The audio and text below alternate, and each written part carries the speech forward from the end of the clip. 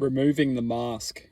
So in this video, I want to identify thoughts within our minds and how they almost encapture a sense of identity which lives not just within us as expressions of our existence. However, it does create a mask of which we look through. It all comes back to the programming of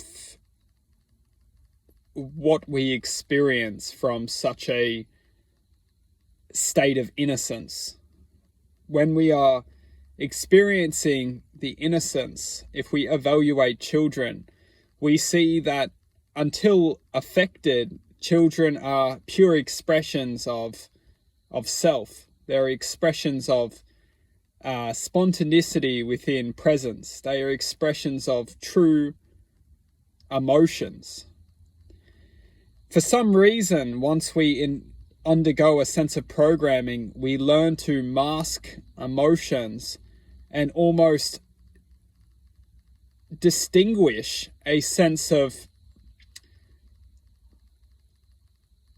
energetical bombardment of which we no longer express the truth. We feel truth and we don't allow the truth to naturally unfold or manifest through true expression. And it's interesting to question why. And why could be is because the world that we live in is naturally bliss. It's naturally a free expression of existence. The programming or the influence from a materialistic form, which ultimately has manifested into the global mind or systematic influx of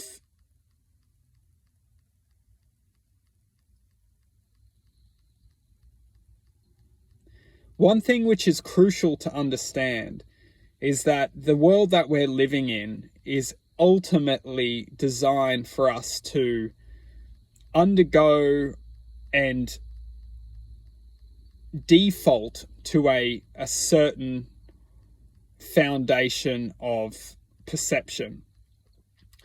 And when we undergo the programming and when we perceive the defaulted program, we will always experience a sense of disharmony to our true flow state.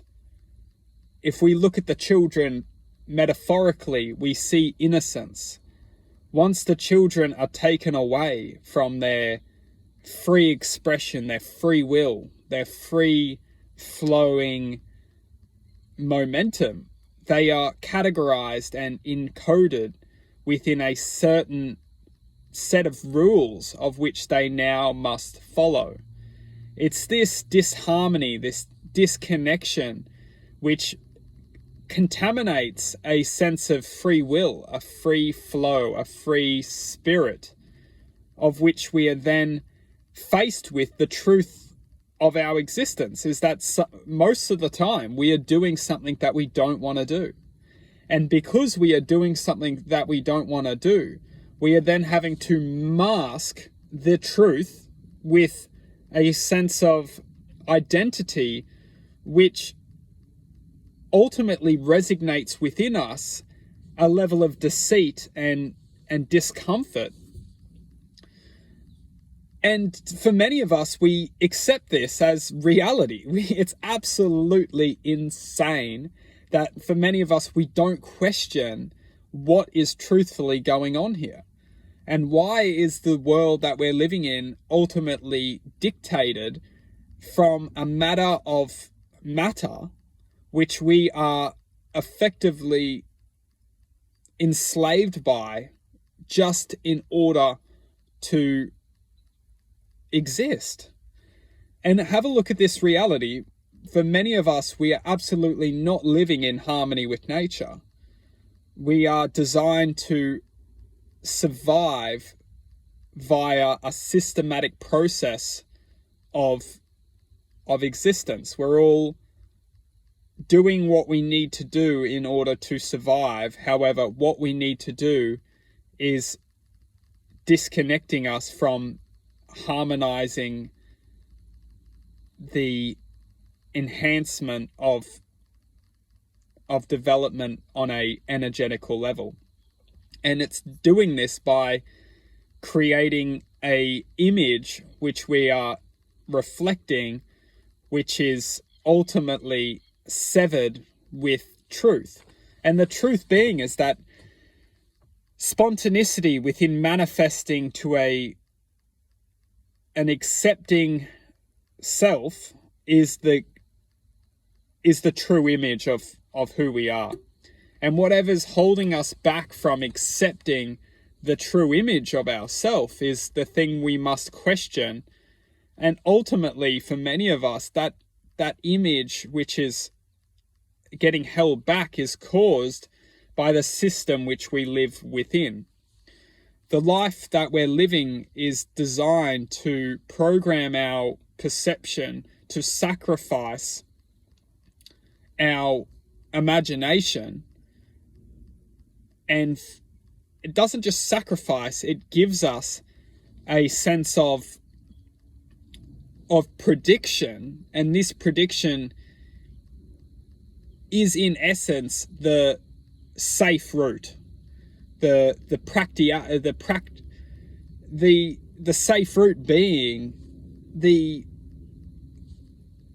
safe route. It's what our mind tells us we have to do in order to be safe, and ultimately this isn't wrong, and it's just the truth of which is given to us in order to survive within this reality. And if you look at it, we as children, our imagination is severed with realism. You can't do that because that's absolutely crazy. You have to do this because this is the world we live in, and this is going to be the best for your future. And when we take that path, we subtract from that infinite self, that infinite form of imagination. And then you can also think, well, of course we need to subtract because we live in this system. And that's the truth, is that we live in this system, and it takes us away from that infinite flow or infinite expression of possibility within imagination. And it feeds us into a predictable algorithm, which we call then reality, which we then call life. And of course there's truth. We live in the system, we live in this reality, and we have to feed our families, we need to become independent, we need to, ultimately get by. But one thing we must question is, if we can't source back to that infinite imagination within love, happiness, prosperity, and that infinite imagination is the gift of, or the seed of life itself, is the infinite expression of infinite possibility, which we are all a part of. We are all just fragments of infinite possibility. And if we can't seed back to that and reflect within that, everywhere we go, everything that we do, we become that infinite self, of course still existing within this world. But if we can't connect back to that infinite source, we will suffer at some degree within this lifetime. We will feel like we're missing something. We will feel like we just don't have that essence, which is our true nature. And what we will feel is, we may feel extremely successful. We may feel, because we obtain a certain materialistic existence, we may feel that we have everything that we want, but we still lack that inner connection to something greater. And that's why we must form that awareness that we live in a materialistic world. We are governed by a system which exiles us to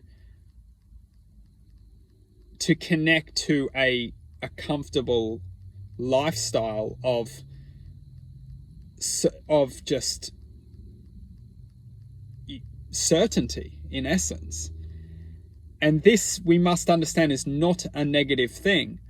However, if we don't connect back to that infinite source of imagination, and we do this by understanding where the crossroads were in our life, where we were directed down a certain path, if we can't come back to understand that we were sent down a certain path, and if we can't find our way back to then harmonize balance and say, okay, that was the path that I was sent down to achieve a sense of independence, to achieve a certain,